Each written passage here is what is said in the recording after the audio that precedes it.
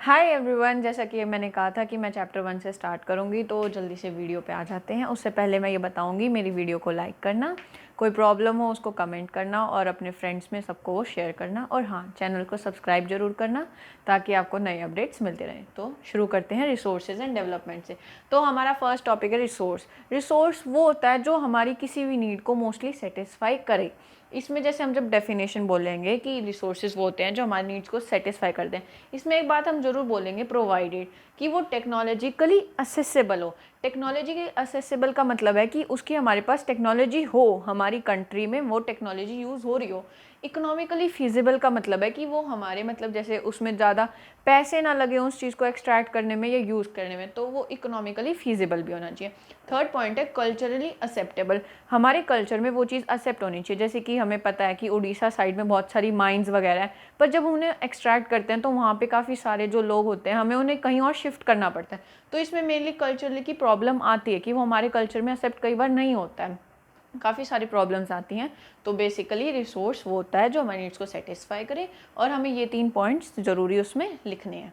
तो अब हम आते हैं क्लासिफिकेशन ऑफ रिसोर्सेज पे, कि रिसोर्सेज हम कैसे क्लासीफाई करते हैं। मेनली हम इन्हें 4 टाइप में क्लासीफाई करते हैं: ओरिजिन पे, ऑनरशिप पे, एग्जॉस्टिबिलिटी और स्टेटस ऑफ डेवलपमेंट। पहले हम स्टार्ट करेंगे ओरिजिन से। ओरिजिन में भी ये 2 सब टॉपिक्स में आता है, जैसे कि बायोटिक, अबायोटिक। बायोटिक और अबायोटिक से हम मोस्टली क्लियर हैं, बट मैं फिर भी बता देती हूँ। बायोटिक वो होते हैं जो लिविंग होते हैं, like flora, Fiona, human being सब। अबायोटिक वो होते हैं जो लिविंग नहीं होते, जैसे कि रॉक्स, मिनरल्स, ऐसी चीज़ें।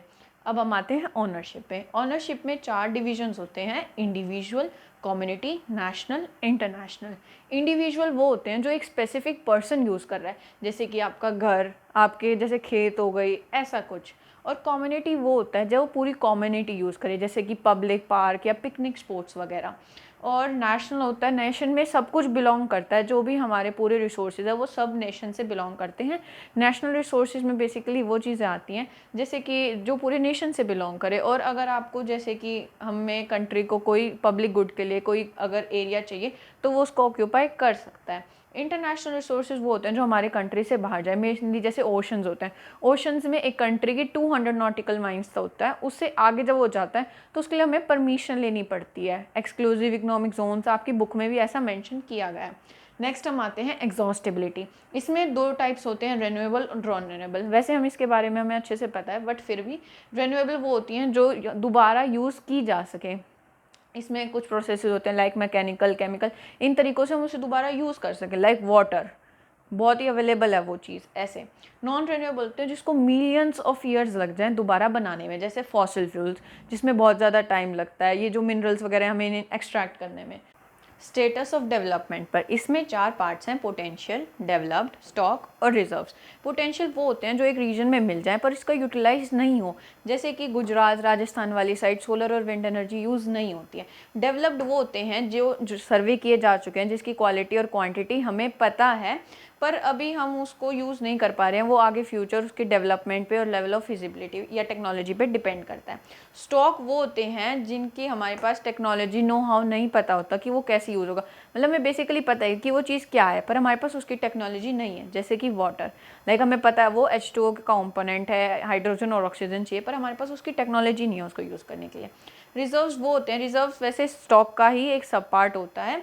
ये वो होते हैं इनकी टेक्नोलॉजी फ्यूचर में यूज़ हो सकती है, हमारी फ्यूचर रिक्वायरमेंट्स को मीट कर सकती है। लाइक हमें पता है हाइड्रो इलेक्ट्रिसिटी पावर यूज़ होती है, बट उसका भी यूटिलाइज़ नहीं किया जा रहा। एक एक्सटेंट तक किया जा रहा है, बट अभी इतना यूज़ नहीं हो रहा है। हमारा नेक्स्ट टॉपिक है डेवलपमेंट ऑफ रिसोर्सेज। जैसे कि ह्यूमंस बहुत ज़्यादा रिसोर्सेज यूज़ कर रहे हैं, जिससे मेनली हमारे साथ 3 प्रॉब्लम्स हो रही हैं। डिप्लीशन ऑफ रिसोर्सेज, हम रिसोर्सेज को इतने तरीके से यूज़ कर रहे हैं कि वो डिप्लीट होते जा रहे हैं। कुछ लोग बहुत ज़्यादा ग्रीडी होते हैं, अपने फ़ायदे के लिए रिसोर्सेज को यूज़ करते ही रहते हैं। नेक्स्ट एक्यूमुलेशन ऑफ रिसोर्सेज, ये रिसोर्सेज किसी में अच्छे से डिवाइडेड ही नहीं है, कुछ ज़्यादा यूज़ कर पा रहे हैं, कुछ कम पा रहे हैं, जिससे सोसाइटी में काफ़ी ज़्यादा गैप आ चुका है। लाइक रिच पुअर, किसी के पास है किसी के पास नहीं है, बेसिक रिसोर्सेज ही नहीं है आज के टाइम में लोगों के पास। नेक्स्ट है हमारा इनडिस्क्रिमिनेट यूज़ ऑफ रिसोर्सेज। एक ये है कि हम मतलब अच्छे तरीके से रिसोर्सेज का यूज़ ही नहीं कर पा रहे हैं, किसी चीज़ को हम बहुत ज़्यादा एक्सट्रैक्ट कर रहे हैं, जिससे कि बहुत ज़्यादा प्रॉब्लम्स आ रही हैं। जैसे हम पॉल्यूशन पे कंट्रोल नहीं कर पा रहे, कितना ज़्यादा हो रहा है, तो इससे बहुत ज़्यादा global warming, ozone layer depletion, इतनी सारी प्रॉब्लम्स हो रही हैं। नेक्स्ट टॉपिक है हमारा रिसोर्स प्लानिंग। प्लानिंग बहुत ज़्यादा इम्पॉर्टेंट है हर एक चीज़ में। तो और इंडिया में तो इतनी ज़्यादा डाइवर्सिटी है, इंडिया में तो प्लानिंग बहुत ज़्यादा ज़रूरी है, क्योंकि कहीं पे रिसोर्सेज हैं, कहीं पे नहीं है, और कहीं पे हैं तो इतने ज़्यादा हैं तो दूसरे रिसोर्सेज है ही नहीं। उसके हम कुछ एग्जांपल्स देखते हैं। जैसे अरुणाचल प्रदेश में वाटर रिसोर्सेज की अवेलेबिलिटी बहुत अच्छी है, पर वो कहाँ पे लैक करता है? इंफ्रास्ट्रक्चर डेवलपमेंट में। वहाँ का जो इंफ्रास्ट्रक्चर की जो डेवलपमेंट हो पाती है वो अच्छे से नहीं है, यहाँ पे ये इसकी एक कमी है। नेक्स्ट हम देखते हैं राजस्थान में। राजस्थान में बहुत ज़्यादा सोलर और विंड एनर्जी है, बट वहाँ पे क्या प्रॉब्लम है? वहाँ पे वाटर रिसोर्सेज नहीं है बिल्कुल भी। और नेक्स्ट हम देखते हैं कोल्ड डेजर्ट ऑफ लद्दाख। यहाँ पे क्या है, इसकी कल्चर हेरिटेज बहुत अच्छी है, वहाँ पे रिच इन मिनरल्स, काफ़ी सारी चीज़ें हैं वहाँ पे, लेकिन वो कहाँ पे लैक करता है? वाटर और इंफ्रास्ट्रक्चर में। अब इन लैकिंग की वजह से यहाँ पे हम अच्छे से इनका यूज़ नहीं कर पा रहे हैं। फिर नेक्स्ट टॉपिक है हमारा रिसोर्स प्लानिंग इन इंडिया। इसमें हमारे 3 स्टेप्स हैं: identification and inventory of resources, evolving a planning structure, matching the resource development. First step में हम क्या करते हैं? हम सारी आइडेंटिफाई करते हैं कि रिसोर्सेज कहाँ मिलेंगे। इसके लिए हम सर्वे कंडक्ट करवाते हैं, मैपिंग करवाते हैं, फिर हम उसकी क्वालिटी और क्वान्टिटी भी मेजर करते हैं। नेक्स्ट होता है इवॉल्विंग अ प्लानिंग स्ट्रक्चर। यहाँ पे एक हम पूरा स्ट्रक्चर बनाते हैं कि कैसे हमें रिसोर्सेज एक्सट्रैक्ट कर सकते हैं। इसमें हम काफ़ी सारी टेक्नोलॉजी और स्किल यूज़ करते हैं। नेक्स्ट हमारा आता है मैचिंग द रिसोर्स डेवलपमेंट। हम उस पूरे रिसोर्स की डेवलपमेंट को मैच करते हैं कि वो हमारे पूरे नेशनल डेवलपमेंट प्लान से कैसे कंडक्ट होएगी। नेक्स्ट आते हैं हम कंजर्वेशन ऑफ रिसोर्सेज। जैसे कि हम बहुत ज़्यादा रिसोर्सेज कर रहे हैं तो हमें कंजर्वेशन ऑफ रिसोर्सेज बहुत ज़रूरी है।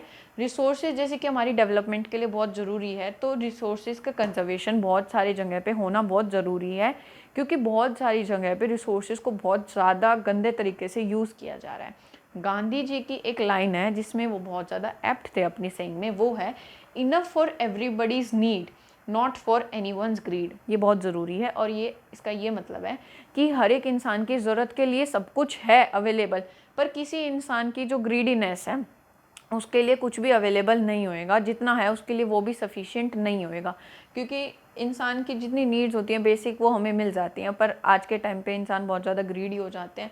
तो ये हमें सेल्फिश नेचर दिखाता है हमारे ह्यूमंस का, कि हम रिसोर्सेज को बहुत गंदे तरीके से यूज़ कर रहे हैं। सो यहाँ पे हमारा पार्ट 1 कंप्लीट हो जाता है वीडियो का। आपसे नेक्स्ट पार्ट में मिलेंगे। So thank you for watching.